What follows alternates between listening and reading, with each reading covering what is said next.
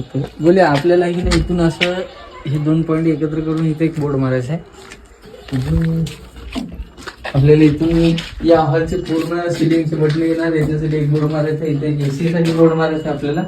आणि इथून इथं समजा त्याचं एक्सटेन्शन बॉक्स समजा ऍज इट इज काही, आणि त्याच्या खाली एक आपल्याला टीव्ही साठी बोर्ड मारायचा आहे. आणि अजून या पूर्णचं कंट्रोलिंग इथं सोडायचं आपल्याला. इथं काहीच नाही. इथून इथे एक आपल्याला एक्सटेन्शन बॉक्स सोडायचा आहे. आणि त्या 2 पाईपाला कनेक्शन मारायचे आपल्याला सोडायचे एक बोर्ड.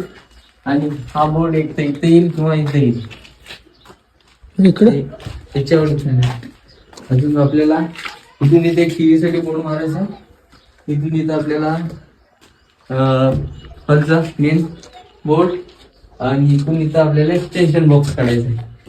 आणि लाईट का हे काम खूप जुनं होतं, त्यामुळं आपण याच्यात नाही एकदम साधी म्हणजे पहिले जे मी ड्रॉप टाकायचो तसा ड्रॉप टाकलेले आहे. त्यामुळं आपलं MCBचं काही स्पेशल एक कंपार्टमेंट काढलेलं नाही.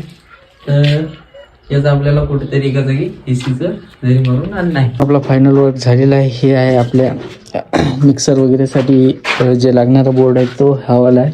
आणि हा या रूमचा पूर्ण कंट्रोल एरिया आहे, कंट्रोल बोर्ड आहे. हवाला एक नाही, हा चार्जिंग वगैरेसाठी एक्सटेन्शन बोर्ड म्हणून दिलेला आहे. हा कंट्रोल एरिया आहे पूर्ण. हा पण कंट्रोल एरिया आहे. हा TV साठी आणि AC साठी तो वाला एक पॉईंट आहे. हा वाला लाईटसाठी होल्डरसाठी आहे.